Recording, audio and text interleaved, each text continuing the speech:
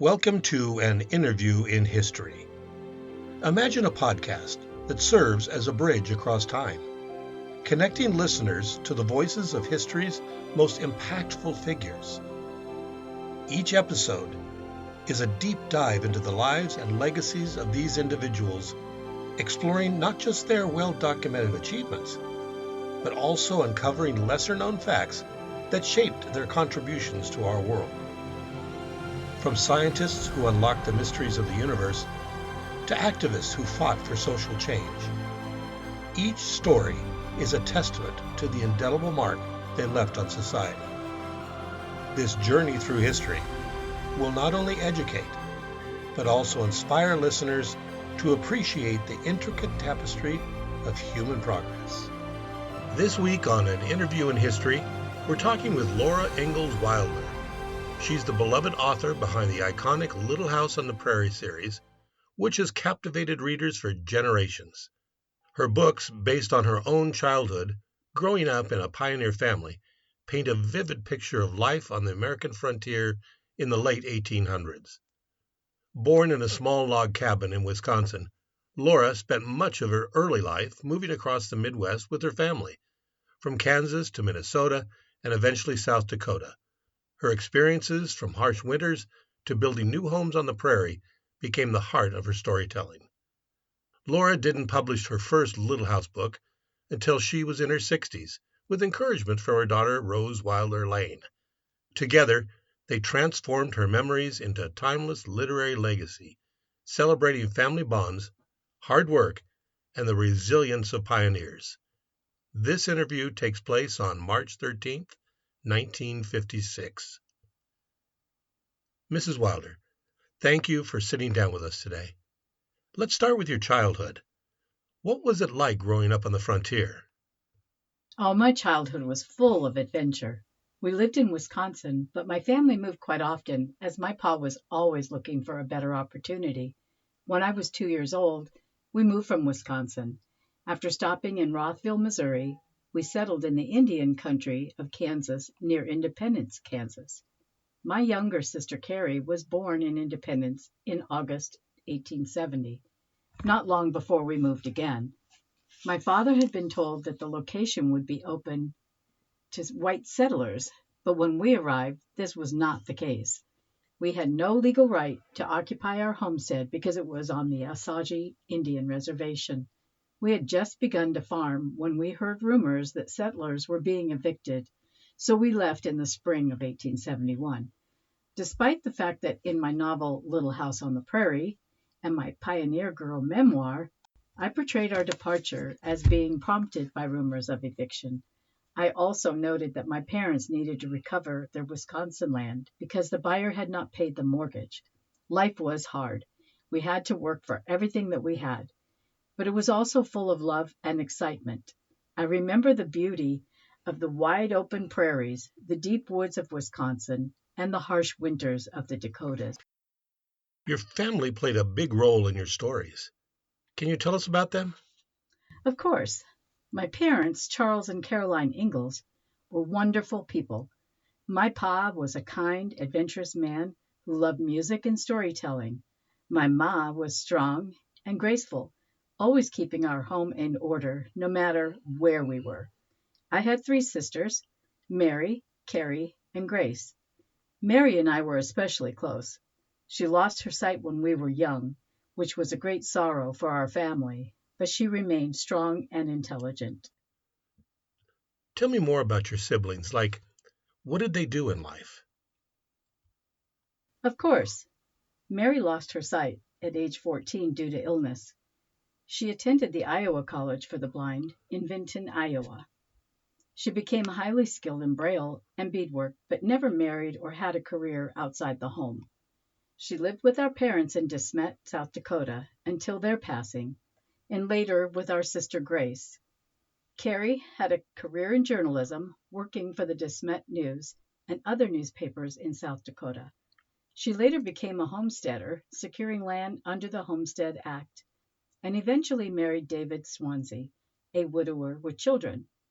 She spent most of her life in Keystone, South Dakota, near Mount Rushmore. Grace became a schoolteacher and later married Nathan Dow, a farmer. She lived a quiet life in South Dakota, working as a journalist for a time and supporting her family. Each of my sisters lived through challenges of pioneer life and found their own paths, even if they weren't as famous as I was. That's interesting. Now, what was school like for you as a child? Well, schooling was often unpredictable because we moved so much, but I loved to learn. Sometimes we attended small one-room schoolhouses, and other times my ma taught us at home. When we lived in De Smet, Dakota Territory, I attended school regularly and eventually earned my teaching certificate at just 15 years old. That's quite young. Now, what was your work life like? I began teaching in school at 15 to help support my family. It was a big responsibility, especially since some of my students were nearly as old as I was. I taught in several small rural schools, boarding with different families while working. It was difficult, but it also gave me independence. Later, after I married, I worked alongside my husband, Almanzo Wilder, on our farm. Life on the prairie was never easy. We faced crop failures, illnesses, hardships, but we worked hard to build a life together. Can you tell us more about your personal life and children? I married Almanzo Wilder in 1885. We had a daughter, Rose, and a son as well, but sadly, he passed away as an infant. Rose was a bright and determined girl who later became a journalist and a writer herself. Our first few years of marriage were difficult. Complications from a life-threatening bout of diphtheria in 1888, this setback, among many others, began a series of unfortunate events that included the death of our newborn son, the destruction of our barn along with its hay and grain by a mysterious fire, the total loss of our home from a fire accidentally set by Rose, and several years of severe drought that left us in debt, physically ill, and unable to earn a living from our 320 acres of prairie land. Around 1890, we left De Smet and spent about a year resting at the home of Almanzo's parents in their Spring Valley, Minnesota farm, before moving briefly to Westville, Florida, in search of a climate to improve Almanzo's health. We found, however, that the dry plains we were used to were very different from the humidity we encountered in Westville. The weather, along with feeling out of place among the locals, encouraged our return to De Smet, where we purchased a small home. Eventually, we settled in Mansfield, Missouri, where we built our farm, Rocky Ridge, and lived for many years. Yeah, that's also interesting. Can you share a little more about your life with your husband and your daughter? In 1898, I lived with my husband Almanzo and our daughter Rose in a modest rented home. The home was simple and unassuming, but reflected the practical, hardworking nature of our family during this period of our lives. Its weathered wooden porch, central to family life, was a place of rest after long days of work, offering a view of the changing seasons in the Ozarks. I dressed in a handmade dress and apron, and was often sitting on the porch, shelling peas, writing letters, or playing with my daughter. Despite enduring crop failures, financial struggles, and setbacks, we were determined to build a stable life. Mansfield offered fertile land and a supportive community, giving us a fresh start. While our home was temporary, it was a crucial stepping stone towards our dream of owning a farm. Almanzo worked as a farmer and carpenter, while I took on domestic responsibilities and began writing, documenting our experiences in the face of adversity. This time in Mansfield was foundational to my literary career. That rented home would eventually give way to the Rocky Ridge farm, where we would establish our permanent homestead. The quiet moments spent on the porch, watching Rose grow, discussing plans with Almanzo, and reflecting on our struggles, embodied the perseverance, love, and connection to land and family that would shape my life and inspire my beloved Little House series. Now, Laura, let's talk a little about your daughter, Rose. What did she end up doing with her life? My daughter, Rose Wilder Lane, has an adventurous, independent spirit. She became a well-known journalist, writer, and world traveler. From a young age, Rose was highly intelligent and ambitious. She worked as a telegraph operator before pursuing a career in writing. She traveled across the United States and even to Europe, reporting on world events and writing for major newspapers and magazines. She also wrote several books, both fiction and nonfiction. One of her most famous works is The Discovery of Freedom, where she expressed her strong beliefs in personal liberty and self-reliance. Rose played a significant role in helping me shape my Little House books. She encouraged me to write down my memories, helped edit my manuscripts, and even guided me through the publishing process. Though we had our differences at times, I'm grateful for her support in bringing my stories to the world.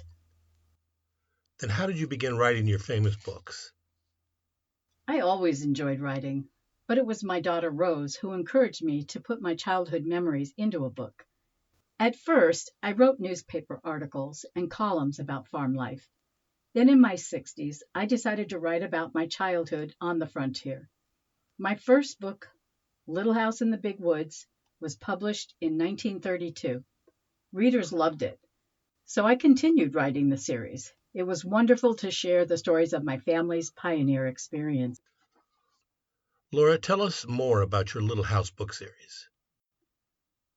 Well, my Little House series is a collection of books based on my childhood growing up on the American frontier. I wrote them to share the joys, hardships, and adventures of pioneer life with young readers. As I said, the first book, Little House in the Big Woods, was published in 1932 and told the story of my early years in Wisconsin. From there, the books followed my family's journey westward, from Kansas to Minnesota to the Dakota Territory, where we finally settled. Each book captures a different stage of my life, from my childhood days playing on the prairie to my struggles as a young teacher, and eventually my courtship and marriage to Almanza Wilder. Though they are based on real events, I did make some changes for storytelling purposes. The series became more popular than I ever imagined, and I'm proud that my books continue to introduce new generations to the pioneer spirit. They teach important values: hard work, perseverance, love of family, and appreciation for the simple things in life. What do you think made your book so special to readers? I think people connect with the simple joys and struggles of frontier life. My stories are about resilience, love, and the values of hard work and family. Even though the world has changed so much since my childhood, those things remain important. I understand you have some interesting ancestry. Tell us about that. Why, yes, we do. On the Ingalls side, we are a descendant of the Delano family, the ancestral family of U.S. President Franklin Delano Roosevelt. One paternal ancestor, Edmund Ingalls from Skirbeck, Lincolnshire, England, immigrated to America, settling in Lynn, Massachusetts. In addition, I am the seventh great-granddaughter of the Mayflower passenger Richard Warren, and a third cousin, once removed, of the U.S. President in Civil War General Ulysses S. Grant. What is your later life like? Almanzo and I are living out our years in Mansfield, Missouri, where we've built a successful farm. Writing brought me unexpected fame, but I always considered myself a farm wife first. I live a fulfilling life. Looking back, what legacy do you hope your books will leave behind? I hope my books help people understand the pioneer spirit, the courage, determination, and joy of building a life from the land. I also hope they remind readers of the importance of family, hard work, and appreciating the simple things in life. Thank you for sharing your story with us, Mrs. Wilder. It's been an honor. Thank you. I'm glad my stories continue to be remembered and loved. The Wilders lived independently and without financial worries until Almanzo's death at the farm in 1949. Laura remained on the farm. For the next 8 years, she lived alone, looked after by a circle of neighbors and friends. She continued an active correspondence with her editors, fans, and friends during these years. In the fall of 1956, the 89-year-old Laura Ingalls Wilder became severely ill from undiagnosed diabetes and cardiac issues. She was hospitalized by Rose, who had arrived for Thanksgiving. She was able to return home the day after Christmas. Despite this, her health began to decline after her release from the hospital, and she died at home in her sleep on February 10, 1957, 3 days after turning 90. She was buried beside Almanzo in Mansfield Cemetery in Mansfield. Rose was buried next to them upon her death in 1968. And now, another forgotten history. At the turn of the 20th century, Wisconsin was a thriving state, filled with hardworking people, growing cities, and strong rural communities. From the busy streets of Milwaukee to the quiet farms of the countryside, life in 1900 reflected a time of great change and progress. One of the key figures in any town was the local postal worker, who played an important role in connecting people to the rest of the country. Whether delivering letters from loved ones or newspapers filled with the latest news, postal workers were essential in a time before telephones were common in every home. Mail delivery in 1900 was very different from today. While cities like La Crosse had organized postal routes, rural access relied on Rural Free Delivery, or RFD, a service that had just begun in the late 1890s. Before RFD, people in the countryside had to travel into town to pick up their mail. The introduction of home delivery was a major convenience that connected farmers and small-town residents to the outside world. Beyond the postal service, Wisconsin in 1900 was known for its growing industries, including lumber, brewing, and dairy farming. Milwaukee already had earned its reputation as the beer capital of the world, with large breweries producing beer that was shipped across the country. Meanwhile, farming communities across the state were producing milk, cheese, and butter, helping Wisconsin become America's dairyland. Technology and transportation were also advancing.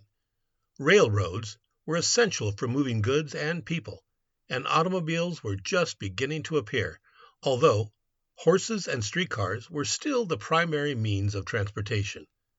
In cities like La Crosse, people shopped at local markets, attended church and social gatherings, and enjoyed entertainment like vaudeville shows or baseball games.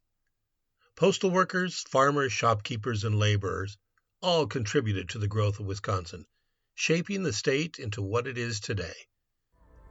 Through historic stories, we can appreciate the hard-working people who helped build the communities we now call home. Join us next week when we talk with the captain of the Titanic, Edward John Smith. Until then, take care.